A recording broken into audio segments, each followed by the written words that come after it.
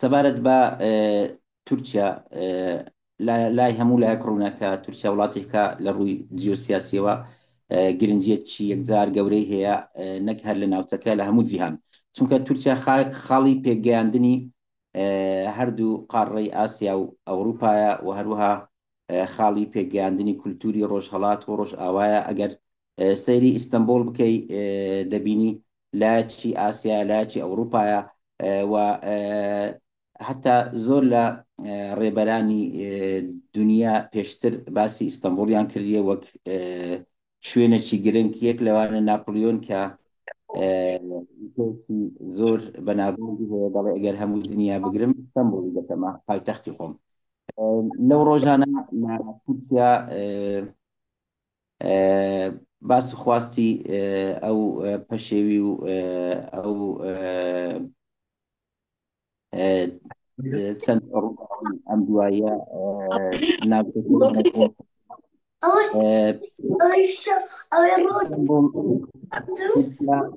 بڵین تورکیا خۆی ئەرمەنیەکان ئەگەر گەورەی ئەرمەنی گەورەی ئیستەنبوڵە لە بۆ کوردیش گەورەترین گردبوونەوەی کورد لە ئیستەنبوڵە، نزیکەی 4 ملیۆن یاخود لەوانەی احتیمالە زیاتریش بووبی. لەبەر ئەوەی بردنەوەی هەڵبژاردن و کاری سیاسی لە ئیستەنبوڵ ڕنگدانەوە و دەنگدانەوەی زۆر کاریگەری دەبێت لەسەر هەموو تورکیا. دۆڕانی ئیستەنبوڵ کاریگەری نەرێنی لەسەر پۆتانسیەلی لایەنە سیاسیەکان و پارتەکان دەبێت. لەم نیو سەدەی ڕابردوو خەڵکێکی زۆری ناوچەکانی تورکیا بە تایبەت خەڵکی دەریای ڕەش بە مەبەستی کارکردن ڕوویان لە ئیستەنبوڵ کرد کە ژمارەی زۆریان بوونە خاوەن پیشە و بزنسمان و کۆمپانیا و سەرمایه‌داری گەورە. خەڵکی دەریای ڕەش بەوە ناسراون کە زۆر دەوڵەت سینە پابەندی یاساکانی دەوڵەتن. لە تورکیای نوێدا کە پێشتر هەمووان دەزانین ڕوونەکە سەر بە دەوڵەتی عوسمانلی بووە، دەوڵەتی عوسمانلی ئیمتیدادی سەلجوقیەکان بووە بەگنشینی ئۆغوز کە هاتن بۆ ناوچەی ئەنەدۆڵ و عوسمان ئۆتۆمان بنەماڵەی عوسمانیەک لە بەیلکەکان بۆ یعنی بەگنشینەکان کە دوای دەست بە سەرداگرتنی هەندێک ناوچەی جنوبی ئیستەنبوڵ وەک ئاکسەرا و وەک ئەسکی شەهر و وەک بورسە و هەندێک شوێنی تر دواتر دەست بە سەرداگرتنی ئیستەنبوڵ واتە فەتحی ئیستەنبوڵ خاڵێکی وەرچەرخانی گرنگ بوو لە مێژووی دنیا. هەڵبەت دوای لەلای هەمووان ڕوونەکە دواتر دەوڵەتی عوسمانلی کە بووە پیاوە نەخۆشەکە و خۆی نەگرت لە بەرامبەر ڕووداوەکانی ڕژێمی کۆماری دامەزرا بە سەرکردایەتی کەمال ئەتاتورک. کەمال ئەتاتورک لە ساڵی 1923 حیزبی جەهەپەی دامەزراند کە تا ساڵی 1950 لە حکومدا بووە. بە تێپەڕبوونی کات ئەم حیزبە لە دوای ساڵی 1950 بەرەو پاشەکشێت بوو تا ساڵی 2000. لە ساڵی 2000 دوو حیزبی گەورە هەبوو لە تورکیا کە پۆتانسیلیان هەبوو لە لای خەڵک نوێی پێیان بووە بوونە ڕکابەری یەکتر. ئاک پارتی واتە عەدالەت خاڵقمە پارتیسە و جەهەپە جمهوریەت هەڵق پارتیسە، ینی حیزبی کۆماری گەلی ینی حیزبی شعبی جمهوری. ئەوانە بوونە ڕکابەری یەکتر لە ساڵانی حکومڕانی جەهەپە. لەبەر ئەوەی پێشتر خەڵک دڵە ڕاوچیان هەبوو بە تایبەت کورد و محافەزەکاران واتە نەریت پارێزارانی جەهەپە پەیڕەوی لە سیاسەتێکی زۆر کونت دەکرد لە بۆ لە ناوبردنی هەموو بەهایەکی ئیسلامی و بە تایبەت سیاسەتی زەبروزەنگ و داپلۆسینی دژی محافزەکاران و دینداران دەستی پێکرد. تەمان لە بەرامبەر کورد سیاسەتەکە زۆر تونتر بوو. حتا ساڵانێک تێپەڕی زمانی کوردی تووشی قەدەغەکردن هات. خەڵک ئێوارەن چاوەنواری دەکرد ڕادیۆی یەریڤان ببتەوە گویان لە ڕادیۆی بەغدا دەگرت کە کەمتر تەسیری هەبوو. ڕادیۆی یەریڤان تەسیرێکی یەکجار زۆری هەبوو. ئەم داخرانی تورکیا و تەعنوتی کەمالیزم هەتا تقریبا دەتوانم بڵێم ساڵانی 92 و سەرەتای 90ەکان درێژەی کێشا یعنی کارە ساتێک بوو ئەو بەڕاستی ئەوەندە عقلیەتەکی وشک حکمی تورکیای دەکرد من ساڵی 94 هەندێک کتێبم بە عەرەبی لە بۆ هات لە مەتاری ئیستانبول نەیاندامی لە مەتاری چوم لە فڕۆکەخانە داوام کرد گوتم کتێبم لە بۆ هاتووە لە سەبارەت بە دەروون ناسی کە هیچ علاقەی بە سیاسەتەوە نییە گوتیان زمانی عەرەبی و رووسی مەمنوعە هەتا ئەو وەختە ئەو عقلیتە وشکە حکمی دەکرد لەسەر تورکیا لە دوای هاتنی تورگوت ئۆژاڵ بەرەبەرە تورکیا تووشی کرانەوە بوو و کەناڵێکی زۆری تەلەڤیزیۆنی سربەخۆ کرانەوە و بەبەردەم بەرەو ڕووی دنیا تورکیا کرانەوەی بەخۆیەوە بینی لە هەندێک حیزب هەیە کە دەسەڵاتیان گرتە دەست لە تورکیا بەڕاستی ڕابردووەکی خراپیان سەبارەت بە دۆسیەکانی گەندەڵی هەبوو بۆیە لە ساڵی 2002 ڕەزەب تەیب ئەردۆغان دوای ئەوەی کە ماوەیەک لە زیندانی بەسەر بردبوو لە دیاربەکر بەهۆی ئەوەی کە شعرێکی زیا گوک ئاڵپیخین بووە بە شعرەکە بە وروژێنەر وەصف کرابوو و بە تۆمەتی ئەوە کە داخلی زیندان بوو بووە کارکتەرێکی گەورە پێشترێش ئەزمونێکی باشی هەبوو لە ئیستانبول لە ئیستانبولی پێش ئەو بەڕاستی خزمەت نەکرابوو ئەگەر ئێستا ڤیددیۆ ڕسمەکان ببینی دەبینی ئیستانبول خاستن زبڵ لە جادەکان دەبین دێ باشکرا ئەگەر ڕسم و ڤیددیۆی ئەو کاتە ببینی تا ئەو کاتە دوو زیهنیەت هەبوو زیهنیەتی کاتەکە ئەردۆغان هاتە سەر حکوم زیهنیەتی ئاک پارتی یعنی حیزبی داد و گەشە لەگەڵ زیهنیەتی علمانی سەرسەخت و عقل وشک زۆربەی جار هەردوو زیهنیەتیش ناخاوێنی دوو لە دەوڵەتداری بوون مامەڵەیان لەگەڵ یەکتری دەکرد بە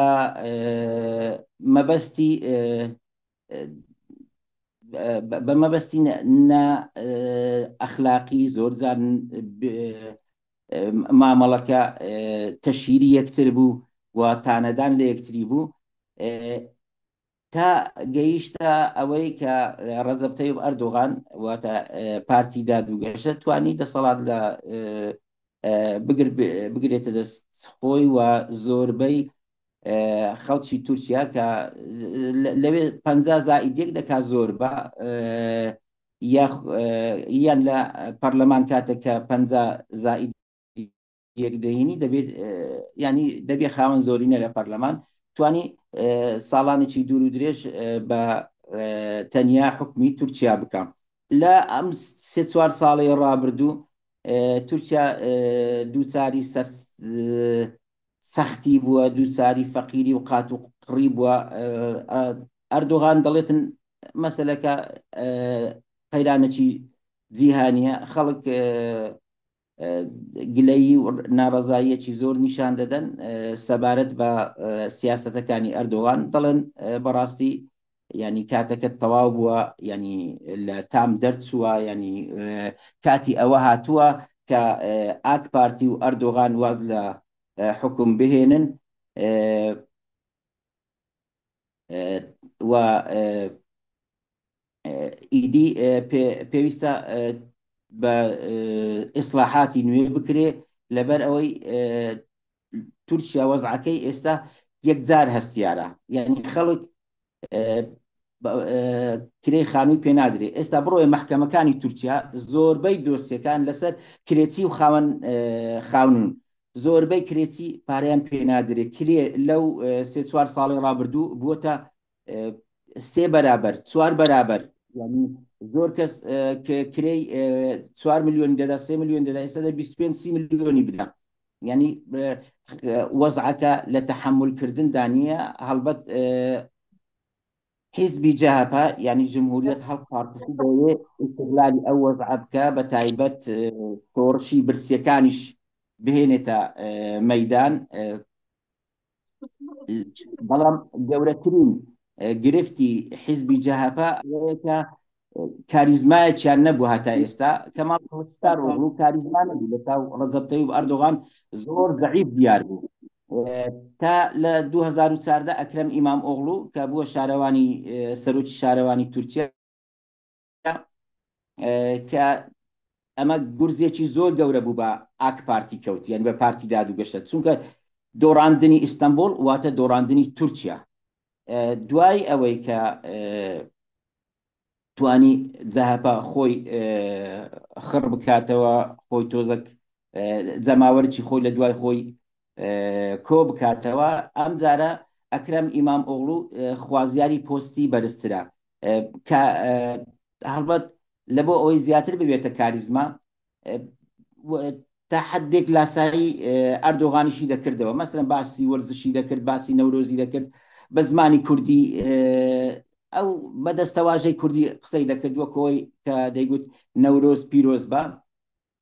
وا دیارە ئەردۆغان نیازی ئەوەی نییە دەست بەرداری پۆستی سەر و کۆماری بێ ئەوە لەم حاڵەتە ئەوانە دەبنە ڕکابەری یەکتر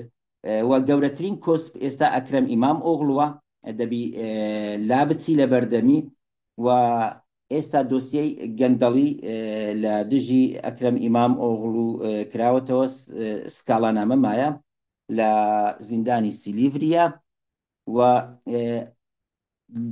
لە سەرۆکایەتی شارەوانی تورکیا تەسلیمی کەسێکی تر دەکرێت هەر لە حیزبی جەهەپە چونکە دۆسیەکە لەسەر گەندەڵی ئەگەر لەسەر تیرۆر باە قەیومیاندادرا هەڵبەت قەیوم ئەو کەسەیە کە لەلایەن دەوڵەتەوە ئەرچی پێدەستپێردێ لە بۆ بەڕێوەبردننی دەستگایەک یان شوێنێک لە شوێنی یەکێکی تر ئەمە لە بەرامبەر هەدەپە و لە بەرامبەر دەم پارتی زۆر کراوە و بەتایبەت لە ناوچەکانی کوردستانی باکوور ئێستا ڕەجەب تەیب ئەردۆغان تەوقیتەکەی زۆر بە گونجاو دانا دەوێت ئەو فرسەتە ئیستیغلال بکە سیاسەتی تورکیا هەمیشە بنیاتنراوە لەسەر ئیستیغلالکردنی فرسەت و هەروە نقطەیەکی تریش هەیە کە لە سیاسەتی تورکیا تێبینی دەکرێت پاشەکشە لە دواساتەکان لە حاڵەتی سەرنەکەوتن هەر کاتێک بەرپرسانی تورکیا زانی بیان کە دووچاری حاڵەتی شکست دەبنەوە لە ئاخرین لە دواساتەکان پاشەکشەیان کردێ بەبێ ئەوەی هیچ خۆیان تووشی ئەحرازیەک بکەن بە تایبەت ئەردۆغان ئێستا دەوێت ئەو فرسەتە بقۆستەوە چونکە لە سەردەمی دۆناڵد ترامپ دەوێت دەوری زیاتر ببینی زۆر لە ناوەندە سیاسیەکانی تورکیا دەڵێن پەیوەندیەکی تایبەت لە نێوان ئەردۆغان و دۆناڵد ترامپ هەیە هەتا دەڵێن دۆناڵد ترامپ پیاوێکی بێتەبیعەتە بەڵام چۆن ئەردۆغان توانیتی شفرەی ئەو بدۆزێتەوە و توانیوێتی بە ئوسلوبی گونجاو قسە لەگەڵ ترامپ بکە و دۆستایەتی ترامپ ڕابچێشێ نزیکەی ساڵ و نیوەکە کوردانی باکوور بە تایبەت دەم پارتی و هەندێک ناوەندی تر باس و خواسی پرۆسەی ئاشتی دەکەن و ئەو مەسلەیە لە گۆڕێدایە ئەردۆغان توانی لەو کاتە مەسلەی ئەکرەم ئیمام ئۆغڵو یەکلا بکاتەوە کە دەم پارتی مەشغوڵە بە نەورۆز مەشغوڵە بە پرۆسەی ئاشتی کاتی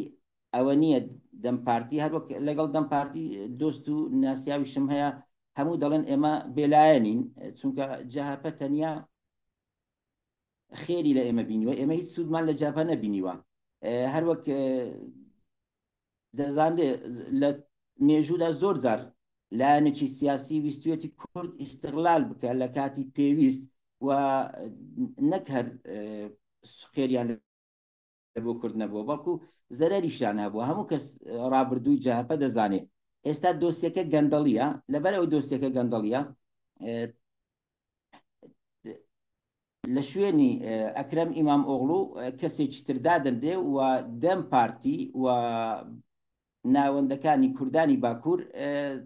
وەکو بێلایەن ماونەتەوە، ئەوان زیاتر ئەوەی مەبەستیانە تاقە ئامانزیان سەرکەوتنی پرۆسەی ئاشتیە. ئێستاش ڕەوش لە ئیستانبول زۆر نائارامە، بە تایبەت لە تەقسیم و سەراجخانە خەڵکێکی زۆری غەیری جەهەپەش وەکو ناڕازی بەگەڵ کەوتون و لێدوانەکانی جەهەپەوانیشان دەدەکا دۆسیەکە بە سیاسی کراوە، چونکە زۆر کەس پێشتر دۆسیەی هەبووە لە سەرگەندەڵی وەکو دۆسیەی مەلیح گۆکچەک، بەڵام باز ناکرێ لەبەر ئەوەی پێشتر سەر بە پارتی دادوگەشە بووە. سەبارەت بە حیزبەکان زۆر کەس دەڵێ حیزبی ئەتاتورکە و حیزبەکانی دی مەسەلەن فلان حیزب ئیسلامیە فلان حیزب محافظەکارە. دەمێ و ڕاستیەک بۆ ئێوەی بەڕێزڕوون بکەمەوە، هەموو حیزبەکانی تورکیا بە پێی مادەچاری یاسای حیزبە سیاسەکانی تورکیا دەبی پەیڕەوی لە بنەما و گۆڕانکاریەکانی ئەتاتورک بکەن. مەسەلەن لە مادە 4 بەشەکی مادە 4 قانونی حیزبە سیاسەکانی تورکیا دەڵێ ئەتاتورک ئیلکە و ئینقلابلەرنە باڵی ئۆڵەرەك çalışırlar. یعنی هەموو پارتە سیاسەکان دەبی بە گوێرەی بنەما و شۆڕشەکانی ئەتاتورک کار بکەن. بە هەر حاڵ ئێستا ئەوەی کە ڕوونە ئاک پارتی ناوێ ڕێگا بدە بە جەهەپە کە دەرفەتی خۆی ببینی لەوەی کە ئەکرەم ئیمام ئۆغڵو ببێتە کاندیدی سەرۆک کۆمار. دەرفەتی کاندید بوونیان لێ سندۆتەوە و بە تایبەت کە دۆسیەی گەندەڵی لەسرە. ڕەجەب تەیب ئەردوغان بەس یەک کێشەی هەیە لە بۆ ئەوەی بوون بە سەرۆک کۆمار لە بۆوی کارێکی ئاسان نییە، چونکە بە جۆرەی مادە 111 دەستوری تورکیا سەرۆک کۆمار بۆی هەیە لە 2 خول بمێنێتەوە، لە 2 خول دەتوانێت بتە پۆستی سەرۆک کۆماری وەرگێ. بەڵام ئێستا ئومێدەیان بە مادە 116 هەیە کە بەهۆی نوێکردنەوەی هەڵبژاردنیان هەڵبژاردننی پێشوەخت یاخود گۆڕینی مادەی 111 بە 106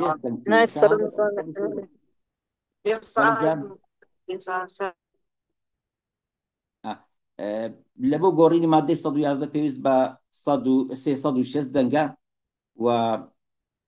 کارێکی ئاسان نییە. لەوانەیە هەوڵ بدە لە یان سوود وەرگێ لە دەنگی پارتەکانی تر و احتیمالی ئەوە هەیە لەگەڵ دێم پارتی بکەوێتە گفتوگۆ لەم بارەوەیان لەگەڵ حیزبەکانی تر. ئەوە